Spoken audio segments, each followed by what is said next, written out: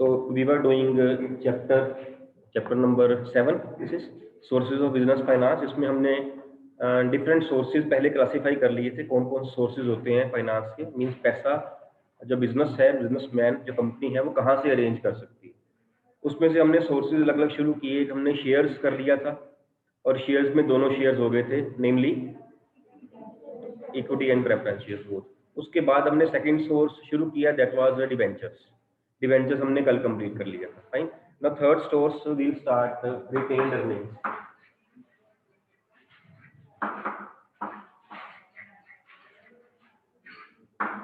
Retained earnings. Earnings means profits. Retained means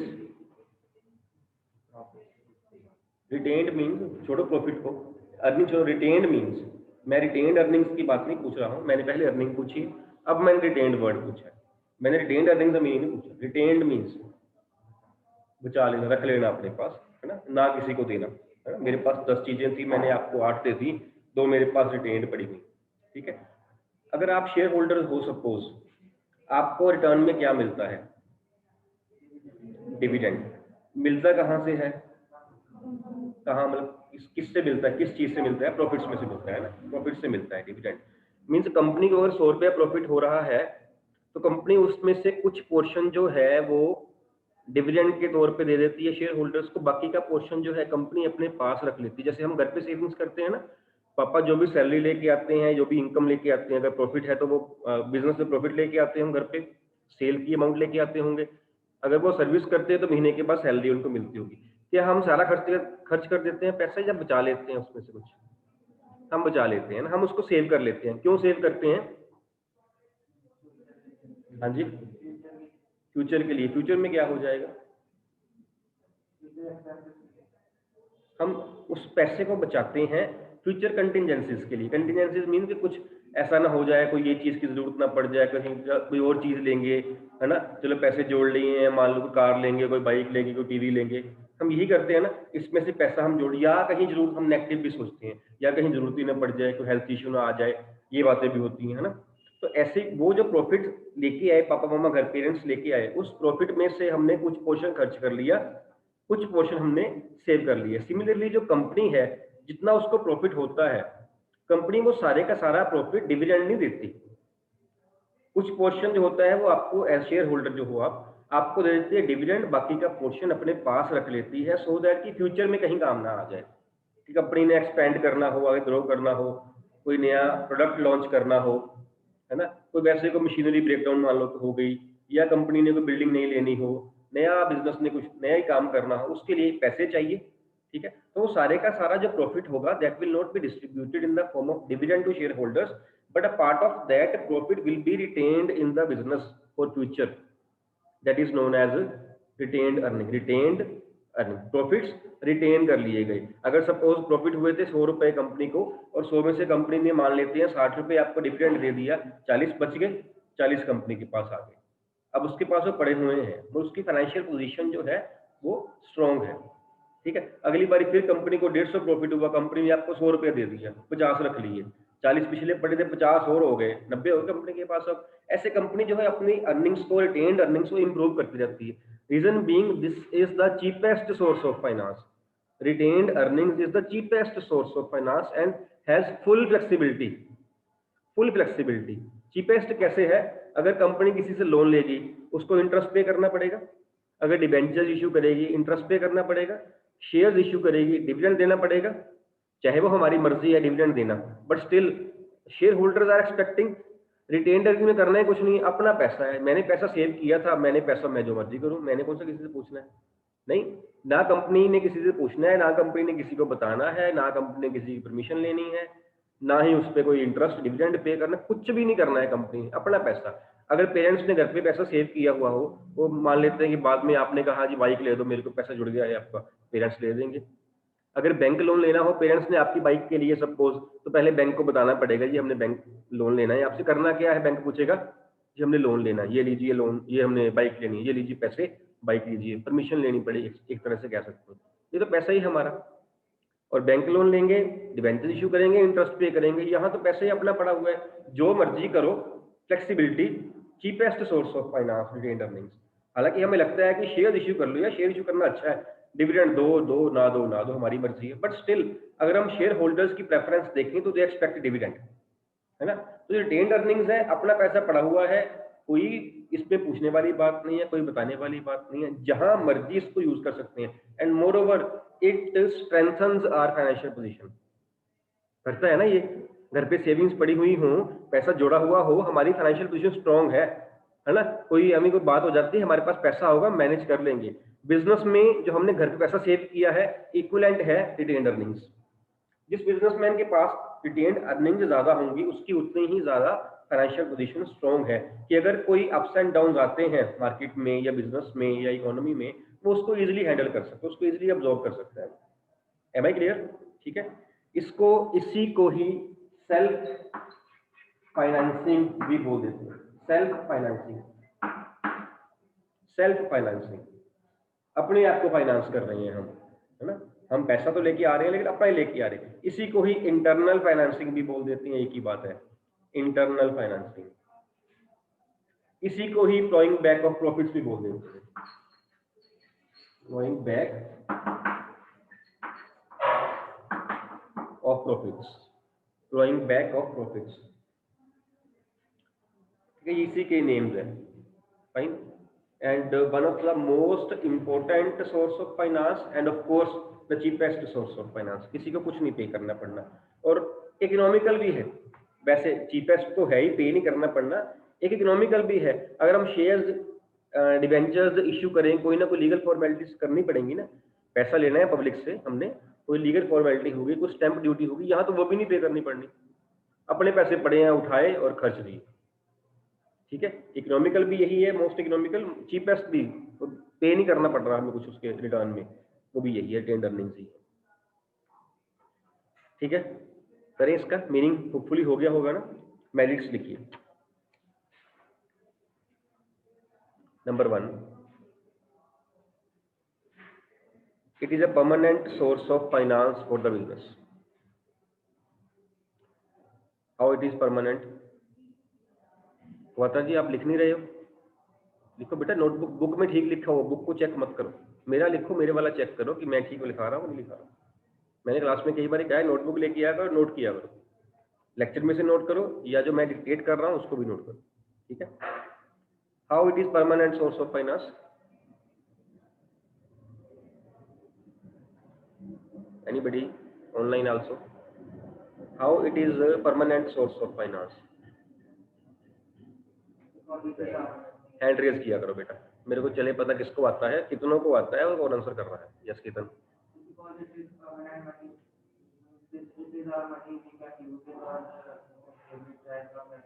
बात आपकी ठीक है, लेकिन ये परमानेंट का आंसर नहीं है, और जब भी आपने को आंसर करना हो ना, वो वाला वर्ड नहीं बीच में यूज करना। How it is permanent? It is permanent, it is permanent. Question ये कह रहा है, I am asking how it is permanent, because it is not to be repaid. वापस थोड़ी करनी हमने किसी को, डिवेंचर्स लिए हैं 2 4 5 10 साल वापस करने पड़ेंगे, बैंक लोन लिया हो वापस करना पड़ेगा, शेयर्स हो अगर वो रिडीमेबल है वापस करने पड़ेंगे, इक्विटी शेयर्स हो can be redeemed, buyback of shares हो सकता है। ये पैसा ही नहीं रिडीम करना किसी को हमने, हमारा ये पैसा हमने खर्च कर दिया, बात खत्म।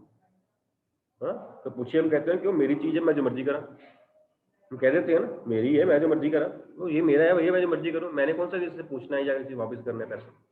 ठीक, second point, it does not involve any cost, it does not involve any cost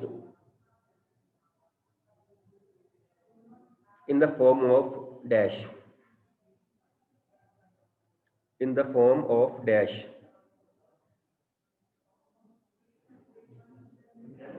interest incomplete। ठीक है, डिविडेंड इनकम्प्लीट, इंटरेस्ट और डिविडेंड मतलब बोथ। ठीक है, आप दोनों के आंसर्स ठीक है। Does not involve any cost in the form of interest और डिविडेंड, है ना, दोनों लिखने हैं आपने।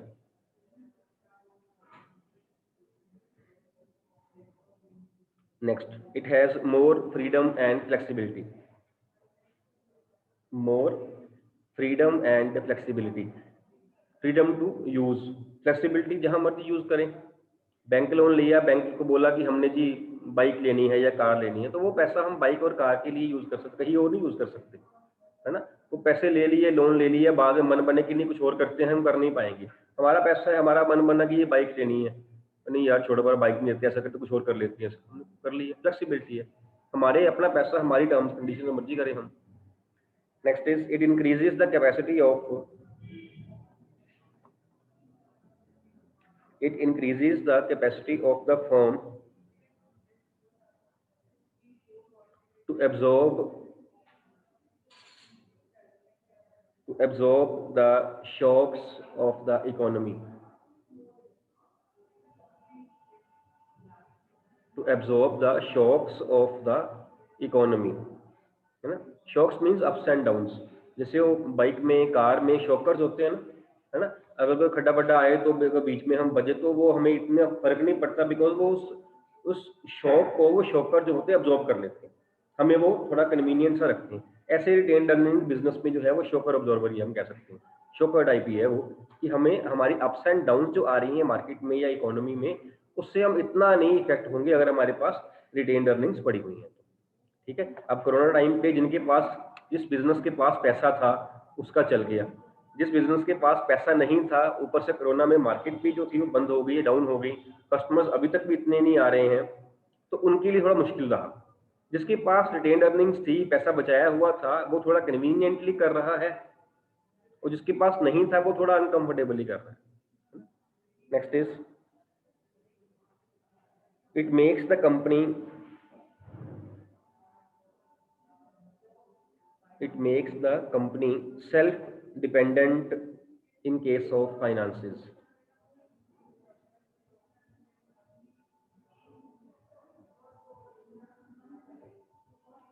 in case of finances. Next is it helps in smooth running of the business enterprise, smooth running of the business enterprise. These are the merits. Now demerits.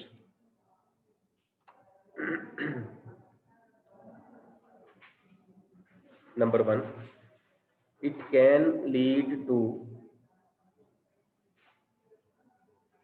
it can lead to overcapitalization in some cases, overcapitalization in some cases. Overcapitalization means, ये हमने word पहले किया हुआ है, I think equity shares में हमने कहीं किया था ये over capitalised word. Capital means जो मनी लगी हुई है, ओवर कैपिटल मीन्स ज्यादा लगा हुआ है पैसा, है ना। मीन्स बिजनेस में रिक्वायरमेंट कम पैसे की है और हम वहां पे ज्यादा लगा रहे हैं। It may lead to this, अपना पैसा पड़ा है, कोई नहीं खर्च कर दो, वो पैसा है, चलो ये पड़ा हुआ है, हम भी ऐसे करते हैं, सेविंग ज्यादा हो जाए, नहीं ये बहुत पैसे हो गए, चलो कुछ लेके आते हैं, चलो ये ले लेते हैं, अननेसेसरली हम स्पेंड करते हैं। ऐसे ही पैसा बिजनेस में अगर रिटेन अर्निंग ज्यादा पड़ी हुई है तो बिजनेस एवं उसको कैपिटल बिजनेस में लगा देगा, लेकिन उसका कहीं यूज नहीं हो रहा होगा। It means the business would be in that case over capitalised. अगर बिजनेस में पैसे की जरूरत सपोज 10 करोड़ रुपए की है और हमने रिटेन अर्निंग करके चल ये भी कर लेते हैं, चल ये भी कर लेते हैं, हमने 12 करोड़ इन्वेस्ट कर दिया बिजनेस में, डजंट मीन कि हमें इसकी कॉस्ट नहीं पड़ रही है, इसकी हमें कॉस्ट पड़ रही है, इसकी हमें cost, that cost is known as opportunity cost. यहाँ पे 10 करोड़ रुपए की जरूरत थी, हमने लगा दिया है 12 करोड़ रुपया। इट मीन्स 2 करोड़ रुपया जो है हमारा वो that is lying idle in the business, जरूरत नहीं है उसकी। इससे अच्छा क्या है कि 2 करोड़ रुपया हम कहीं और इन्वेस्ट कर दे, वहां से इंटरेस्ट ले लें, कहीं कहीं इन्वेस्ट से बैंक में एफडी करवा दें साल भर के लिए, उसका इंटरेस्ट बन जाएगा वो 2 करोड़ का इंटरेस्ट। अगर हम सिंपल सी बात करें 6% के हिसाब से 2 करोड़ का, तो कितना बन जाएगा? 2 करोड़ का 6%, कैलकुलेट करोगे, ऐसे नहीं लिख के नहीं करना, लिख के नहीं करना, ऐसे ही बताओ, 12 लाख रुपए बन जाएगा इंटरेस्ट। 2 करोड़ रुपए का 12 लाख बन जाएगा इंटरेस्ट। सिंपल आपने एक एफडी करवाई बैंक में, 12 लाख बन जाएगा। मैं 6% से बात कर रहा हूँ, अगर इससे ज्यादा रेट हो तो ज्यादा बन जाएगा। अननेसेसरली मतलब कंपनी 12 लाख रुपया कहीं ना कहीं अपॉर्चुनिटी कर रही है ना। अगर ये फिगर आपको लग रही है कि 12 लाख ये फिर क्या हो गया, तो लाख रुपए महीने की लगा लो आप। अगर 12 लाख वो साल का है, लाख महीने का बन जाता है ना। अगर लाख महीने का बन रहा है 3300 रुपया 3333 रोज का बन रहा है, मीन रोज कंपनी एक अपने गलत डिसीजन से रोज का 3333 रुपीज जो है वो लॉस कर रही है रोज का। And that too in that case when I am expecting कि सिर्फ 2 करोड़ ज्यादा लगा हुआ है। And that too in that case when I am expecting कि एफडी का रेट जो है वो 6% ही है। एफडी का रेट 6 से ज्यादा हो सकता था, ये 2 करोड़ रुपया नहीं कितने करोड़ भी हो सकता था। और सेकेंडली अगर बिजनेस लगाई ना हमारे इसमें, अगर बिजनेस को इस पैसे से और नया बिजनेस स्टार्ट करे, थोड़ा सा पैसा और डाल के, तब कैलकुलेट करो कितनी अपॉर्चुनिटी कॉस्ट है, कितना मिस कर रहे हैं बिजनेस एक छोटे से डिसीजन के साथ। ये कब पॉसिबल होगा? जब बिजनेस के पास पैसा ज्यादा पड़ा होगा। चलो ये भी कर दो, चलो वो भी कर दो, हमारे पास ज्यादा हम खर्च कर देते हैं ना, है ना, ये भी ले लो वो भी ले लो, जैसे पॉकेट मनी मिलती है फटाफट खर्च कर देते हैं, चाहे उसके बाद सारा महीना हम पैसे पेरेंट्स से मांगते फिरें, अगर आप महीने के पैसे ले रहे हो इन दैट केस, है ना। ठीक है, फटाफट आता खर्च कर दो, उसको बचाते नहीं है हम लोग। बिजनेस भी यही कर रहा है। जरूरत थी 10 करोड़ रुपए की, लगा दिया है 12 करोड़ रुपया। ये मैं मिनिमम अमाउंट ले रहा हूँ, 2 करोड़ कम से कम, है ना, 6%। इससे ज्यादा भी बिजनेस कमा सकता था नहीं। तो बिजनेस कहीं ना कहीं जो है वो अपॉर्चुनिटी कॉस्ट जो है वो सफर कर रहा है। हमें लगता है हमारा ही पैसा है, लगा दो, कुछ नहीं होता। बात ये नहीं कि कुछ लग कुछ नहीं रहा है, बात यह है कि जो है यहाँ फ्री पड़ा हुआ है, अगर वो कहीं और लगा दिया जाए तो वो कोई ना कोई रिटर्न देगा। दैट इज अपॉर्चुनिटी कॉस्ट जो हम मिस कर रहे होंगे यहाँ पे। तो बिजनेस में face the problem of overcapitalization in case of retained earnings. Second point is retained earnings can be misused by the authorities, can be misused by the authorities। Authorities कौन है? जो डिसीजन मेकर्स हैं, decision takers है, वहाँ company में बैठे हुए हैं, जिन्हें हम बोर्ड ऑफ डायरेक्टर्स कह देते हैं। पैसा तो सभी का है, लेकिन डिसीजन वो ले रहे हैं। That money can be misused, है ना, चांसेस हैं कि उसको वो अथॉरिटीज जो है उसको मिसयूज करते हैं। Next is excess retained earnings. excess retained earnings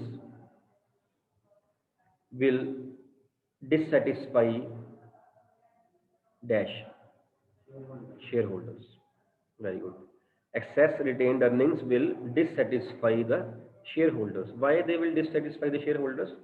ऐसे क्योंकि एक्चुअल में तो उनका था, वो कंपनी ने दिया नहीं। कंपनी 100 का प्रॉफिट हुआ, कंपनी अगर 70-80 दे देती तो क्या जाता, अपने पास हमें 20-30 रख लेती। नहीं, कंपनी ने कहा नहीं 70 मैंने रखने हैं, आपको 30 देने हैं। तो शेयर होल्डर कहेंगे कि हमारा ज्यादा बनता था, आधा ही दे देते चाहे। मतलब एवरी टाइम ये नहीं कि वो इसी केस में होंगे, आप चाहे 100 में से 1 रुपया भी रख लो रिटेन्ड अर्निंग्स, शेयर होल्डर तब भी डिससेटिस्फाई होंगे, क्योंकि वो 1 रुपया उनका था एक्चुअली में, है ना। तो it will dissatisfy the share holders. Next is it is an uncertain source of finance।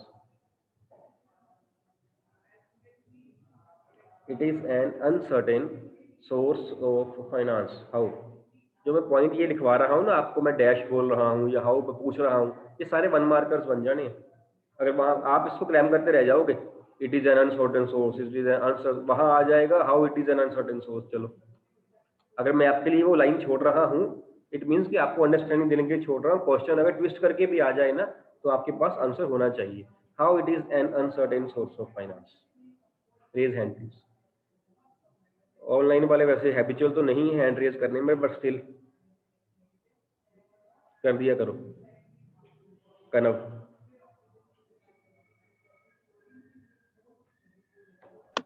Sir, it is an uncertain source of finance because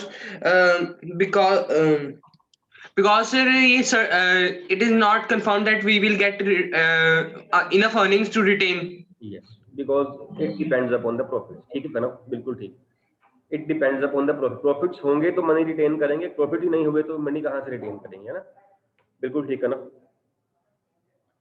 So these are the demerits of retained earnings। The topic retained earnings is over। Next we'll start trade credit।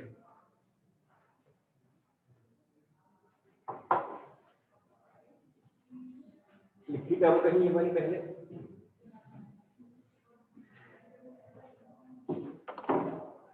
Trade credit, इसके बारे में आपने पहले ही बहुत कुछ पढ़ा हुआ है आपने पहले। ठीक है, करते हैं डिस्कस। आप भी आंसर दे दोगे, मैं लिखवा रहा हूँ आपको, आप देखना आप आंसर दे दोगे। 2-3 लाइंस के बाद आपके 2-4 लाइंस के बाद आपको चल जाएगा बाद आंसर। है ना। और ये किया हमने अकाउंट्स में हुआ है, मैं आपकी एक और हेल्प कर देता हूँ। ये किया हमने अकाउंट्स में, लिखिए इसको। The term trade credit means an arrangement whereby the supplier sells the goods to the buyer on credit and allows him to make payment within an agreed period of time. To make payment within an agreed period of time. क्या है ये? हाँ, bills of exchange कह सकते हैं या trade credit कहेंगे इसको, सॉरी क्रेडिट सेल्स कहेंगे इसको। ट्रेड के टर्म का ही नाम है, क्रेडिट सेल्स कहेंगे। क्रेडिट सेल्स ही है ना, कि बिजनेसमैन ने दूसरे बिजनेसमैन को पैसा, गुड्स जो थी वो उधार पे सेल कर दी। ठीक है ये बात। But how this is source of finance? हम तो बात कर रहे हैं सोर्स ऑफ फाइनेंस की, पैसा मिल रहा है। यहाँ सोर्स ऑफ फाइनेंस कैसे है? यहाँ तो उल्टा उधार पे सामान दे रहा है, यहाँ सोर्स ऑफ फाइनेंस कैसे? वो तो वैसे भी आ ही जाने थे बेटा। अभी की बात करें, आज की बात करें, तो आज तो पैसा थोड़ी आ रहा है। जब गुड्स सेल हो रही है उधार पे, वो तो आ ही जाने हैं। तो आज आए तो नहीं है ना, आज कैसे ये सोर्स ऑफ फाइनेंस है? दोबारा बोलना बेटा, उचित बोलना, मैं सुना।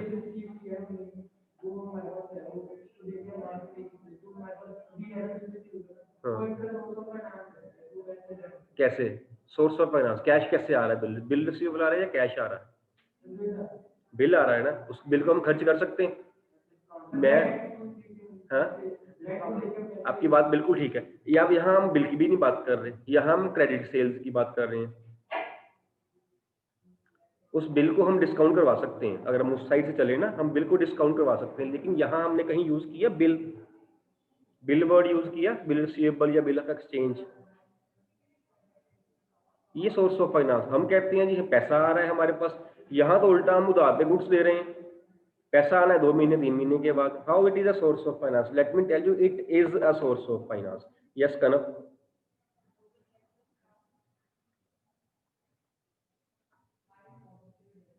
कनव,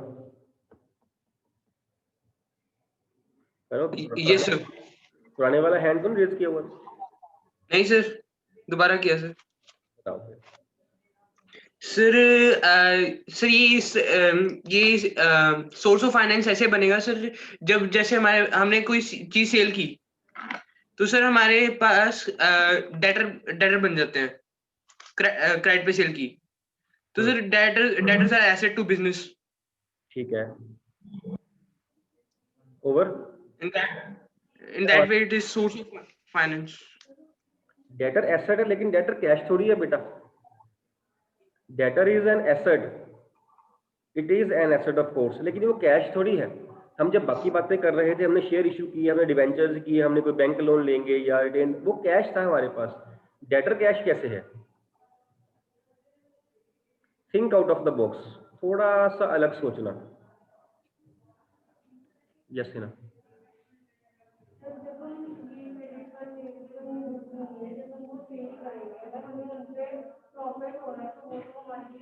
प्रॉफिट बेटा, कैश मिलेगा तो प्रॉफिट गिनेंगे। कब? हम कैश में कैसे करेंगे? वो क्रेडिट सेल की बात कर रहा है वो। अगर उसने 100 रुपए वाली चीज 150 रुपए की ले ली, पैसा कहता है मैं 2 महीने के बाद दूंगा, आज कैसे वो सोर्स ऑफ फाइनेंस है? आज कैसे सोर्स ऑफ फाइनेंस? यस बेटा, एग्जैक्टली आंसर है। वेरी गुड बेटा। बायर के लिए सोर्स ऑफ फाइनेंस है, मैंने कहा तो है think out of the box. हमारे लिए नहीं है वो, मींस हमारा, हम यहाँ बायर की बात करें, सेलर के लिए थोड़ी है। This is a source of finance for the buyer. Now feel it, is it source of finance for the buyer? उसने सामान ले लिया, पैसा हमें दिया नहीं, तो कहता है कि पैसा मैं आपको 2 महीने के बाद दूंगा। It means it is a source of finance for him for 2 months. चीज ले ली है, पैसा नहीं दिया, उस पैसे को भी, हमारे पैसे को उसे 2 महीने के लिए कहीं और यूज कर सकता है। It is source of finance for the buyer. Very good बेटा, गुड। बायर के लिए है, सेलर के लिए नहीं है। मैंने इसलिए कहा था थोड़ा आउट ऑफ द बॉक्स सोचना। हम यहाँ पे क्रेडिट सेल्स करे जा रहे हैं, हमारे पास तो पैसा ही नहीं। मैंने 4 बार ये बात की, हमारे पास पैसा नहीं आ रहा है। पता नहीं आपका जोर क्यों लगा होगा हमारे पास पैसा लेके आने के लिए। उसके लिए है, हमारा पैसा उसके पास पड़ा हुआ है। ये बायर के लिए सोर्स ऑफ फाइनेंस है। उसने चीज भी ले ली और पैसा भी नहीं दिया। हमने ये चैप्टर किया है ना, बिल ऑफ एक्सचेंज, आपने भी आंसर दिया, वहां पे भी यही बात हो रही है। 3 महीने का बिल ले गया, वो सामान भी ले गया, पैसे वो दे रहा है 3 महीने के बाद, तो 3 महीने उसका सोर्स ऑफ फाइनेंस ही है। But it is a short term source of finance. ये शॉर्ट टर्म का है, क्योंकि साल के नहीं बिल होते, साल से ज्यादा के नहीं बिल होते। एक्चुअली बिल ऑफ जो होता है, bill of exchange, it can't be issued for more than 90 days. Actually ये हम 12th में भी पढ़ेंगे, 90 डेज से ज्यादा नहीं हो सकता वो। Short term source of finance है। ठीक है, लिखिए इसके आगे। It is an important short term source of finance for the business. नहीं बेटा, इसी में ही है, ये एक्सप्लेनेशन में ही है, एक आध लाइन और लिख लीजिए। Important short term source of finance for the business as it facilitates purchase of goods and services, as it facilitates purchase of goods and services without immediate payment, without immediate payment। अच्छा, ये trade credit किस चीज पे depend करता है? M ही हम उधार दे देंगे या कोई बात होगी तभी उधार देंगे? किसकी गुडविल पे? मतलब कस्टमर की गुडविल पे। वेरी गुड, ठीक है। और कोई पॉइंट? उसकी गुडविल पे डिपेंड करेगा ना। उसने पिछली बार हमारे 2 बार पैसे मार लिए, हम उधार देंगे, हम कहेंगे नहीं भैया पहले पिछले पैसे लेके आओ या कैश पे लेके आओ, यही कहेंगे ना। इस पे डिपेंड करेगा उसकी रेपुटेशन क्या है पुरानी हमारे साथ, डीलिंग कैसे थी। और कोई चीज भी है? हाँ जी, मॉर्गेज रख सकते हैं, बिल्कुल, चोरी का सामान मॉर्गेज रख सकते हैं। और किस चीज पे डिपेंड करती है? हाँ जी, मैं समझ नहीं पाया बेटा। क्रेडिट वर्दीनेस वही होती है, गुडविल टाइप की होती है, एक। ठीक है पॉइंट, क्रेडिट वर्दीनेस। और कोई? उसकी क्वांटिटी परचेज पे भी डिपेंड करती है ना। क्वांटिटी, अगर हमें लगता है कि यार बहुत ज्यादा सामान ले रहा है वो, चलो वो कहता है कि मैं उधार दे दो मेरे को, मैं पैसे बाद में दे दूंगा, है ना, तो हमारा प्रॉफिट हमें होने के चांसेस ज्यादा है, चलो दे दो। उसकी रेगुलरिटी पे भी डिपेंड करती है, हमारा रेगुलर कस्टमर है हमारा, है ना। उसकी फाइनेंशियल पोजीशन पे भी डिपेंड करती है, बहुत बड़ा यार अमीर सा बंदा है वो, इसने कहाँ पैसे मारने, नहीं, है ना? कई बातों पे डिपेंड करती है। और हमारी खुद की फाइनेंशियल पोजीशन पे भी डिपेंड करती है कि whether we are in position to sell the goods on credit और नॉट। और सबसे इंपॉर्टेंट, कंपटीशन पे भी डिपेंड करती क्या नहीं, इस बात पे भी डिपेंड करती है कि मार्केट में कंपटीशन क्या है। अगर उसको मैंने उधार पे सामान नहीं दिया तो उसको किसी कहीं और से मिल जाएगा, कंपटीशन मार्केट में बोला जाए, उसको बजाय इसके कि वो कहीं और जाए उसको उधार पे सामान दो, पैसे तो आ ही जाने, है ना। जब बिजनेसमैन उधार पे सामान बेचता है तो ये मान के चलता है कि पैसे आ जाने हैं। अगर ये ना मान के चले, वो नेगेटिव सोचे, वो बेच ही ना पाए, वो नहीं बेच सकता उस केस में। ठीक है, इसकी मेरिट्स लिखिए। Number 1, it is a convenient method of finance. Convenient method of finance. Second is, it is a flexible method of finance. Flexible कैसे है? Flexible.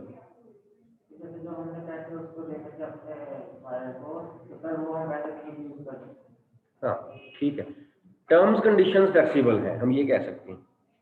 उसने कहा पैसे ना महीने के बाद दे देना, नहीं सर महीने के बाद नहीं दे पाऊंगा, 1.5 महीने के बाद दूंगा, यार मैं नहीं दे सकता, पैसे मेरे वहां से आने हैं, मैं 1.5 महीने, चल यार 1.5 महीने बाद दे दे, अपनी बात है ना, आपस में ही है। हमने कौन सा उसमें कोई मतलब गवर्नमेंट का रूल है कि नहीं जी महीने के बाद आप दे ही सकते हो, ये दोनों का आपस में एग्रीमेंट है ना। महीने के 1.5 महीने के बाद पैसे नहीं थे हमारे पास, सपोज हमने कहा जी पैसे आए नहीं 1.5 महीने के बाद, आप ना 15-20 दिन और रुक जाओ, मिल जाएंगे पैसे, कहते कोई नहीं चलो बाद में दे देना, है ना। ये टॉपिक था हमारा बिल ऑफ एक्सचेंज में, जो इस साल सीबीएसई ने काट दिया है, रिन्यूअल ऑफ बिल। हमने टॉपिक कहाँ तक किया बिल ऑफ अकाउंट्स में? डिसऑनर ऑफ बिल तक, यहाँ तक किया हुआ है ना, when the drawee fails to meet the bill, यहाँ तक किया है ना।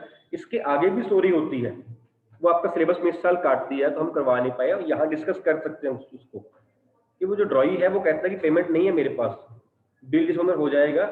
इससे पहले कि ड्रॉवर जो है मेरे पे केस कर दे, मैं ही उसको रिक्वेस्ट करूं, तो वो क्या कहता है कि जी आपने 1 लाख का मेरे को सामान सेल किया था, मेरे पास कल परसों आपका बिल ड्यू हो जाएगा, मेरे पास पैसे नहीं है, ना ही कहीं से आने के चांसेस है। आप ऐसा करिए, आप ये मेरे से 20,000 ले लीजिए, 80,000 रुपये मैं आपको बाद में दे दूंगा।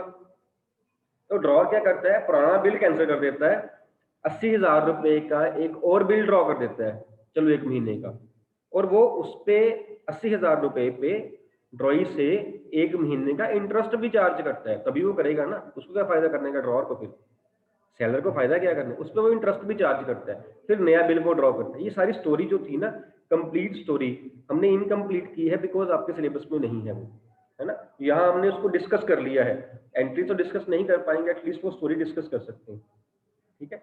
सो इट इज अ, जिसकी हम बात कर रहे थे, it is a very flexible method of finance, source of finance, because जो टर्म्स एंड कंडीशंस हैं वो टोटली बायर और सेलर के बीच में है, कोई और थर्ड पार्टी वहाँ इन्वॉल्व नहीं है। अगर हमारी आपस में रेपुटेशन अच्छी है दोनों की, तो लीनियंट टर्म्स कंडीशंस भी हो सकती है, डिपेंड करता है आपस में कैसा रिलेशन है दोनों का, बायर और seller. Next is, it is a continuous source of finance.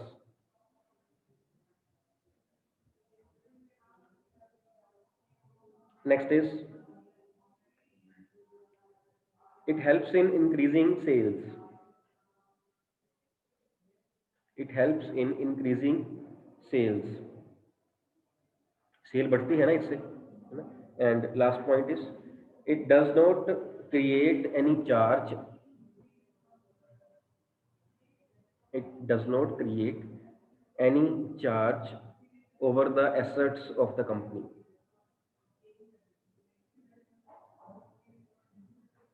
This is normally assets mortgage नहीं की जाती, इस सोर्स के लिए नहीं की जाती, लॉन्ग टर्म के लिए कर लेते हैं, डिवेंचर्स हो गए, बैंक लोन हो गए, ट्रेड क्रेडिट के लिए एसेट्स नहीं मॉर्गेज की जाती, है ना। कोई टर्म, बिकॉज वही बात दोबारा आ गई ना, कंपटीशन बहुत है।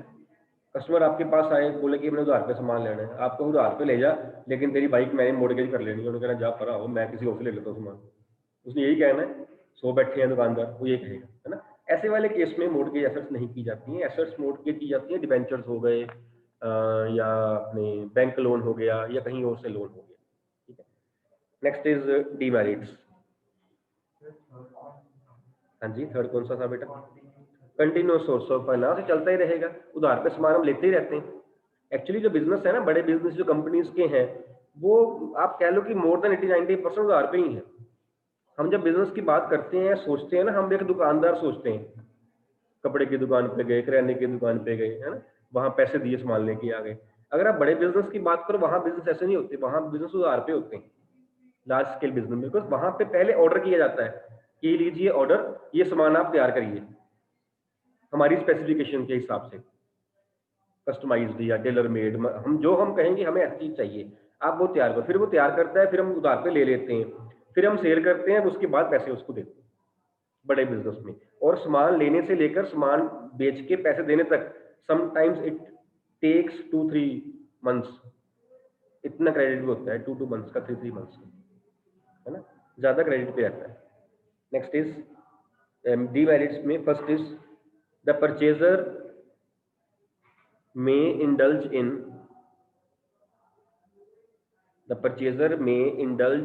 over trading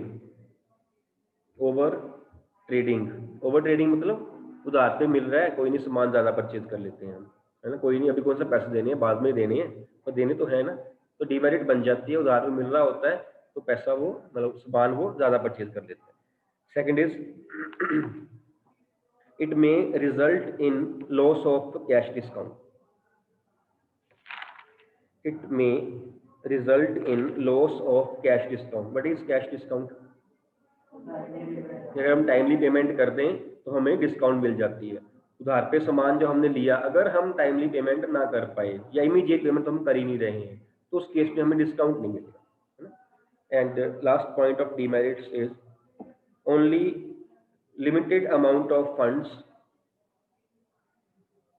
only limited amount of funds can be generated by this method, can be generated by this method.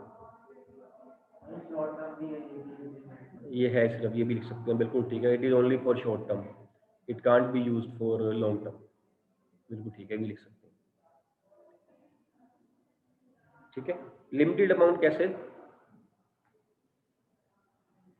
Goods purchase कर रहे हैं, है ना, जब कंपनीज शेयर्स इशू करती है ना, हम यहाँ बात कर रहे हैं ना 10 करोड़ 20 करोड़ 12 करोड़, ज्यादा लग रहा होगा इतने पैसे, है ना।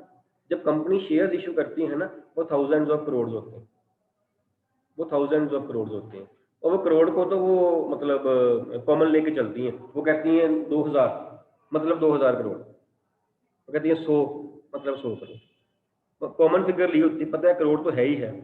ठीक है, तो जो अगर कंपनी शेयर इशू करेगी इतने पैसे आ जाएंगे कंपनी के पास, इतने कर सकती है, डिबेंचर इतने कर सकती है, can the company purchase goods worth ₹2000 crore on credit, ना तो वो ले पाएगी ना ही वो दे पाएगा, है ना। लिमिटेड अमाउंट ऑफ फंड्स हैं, करोड़ 2 करोड़ 4 करोड़ 5 करोड़ 10 करोड़, बड़ी कंपनी की बात इतने होगा, सामान वो हाथ में कितना ले लेगी, देने वाला ये बोलेगा पहले ये यूज कर लो भैया, उसके बाद और ले लेना, और ना ही हम ले पाएंगे, कहीं आउट ऑफ फैशन ना हो जाए वो चीज, आउट ऑफ ट्रेंड ना हो जाए, ऑब्सलीट ना हो जाए हमारा स्टॉक, है ना। ठीक है, तो ये आपकी डीमेरिट्स थी ट्रेड क्रेडिट की। हाँ जी बेटा कनक।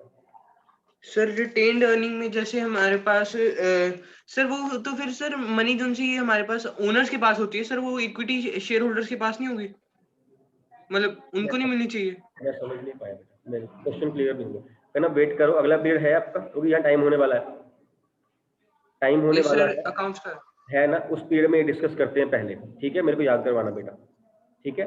ओके ये सर, क्वेश्चन डिस्कस करते हैं पहले आपका। Ma'am please and the thank you meeting. Sir.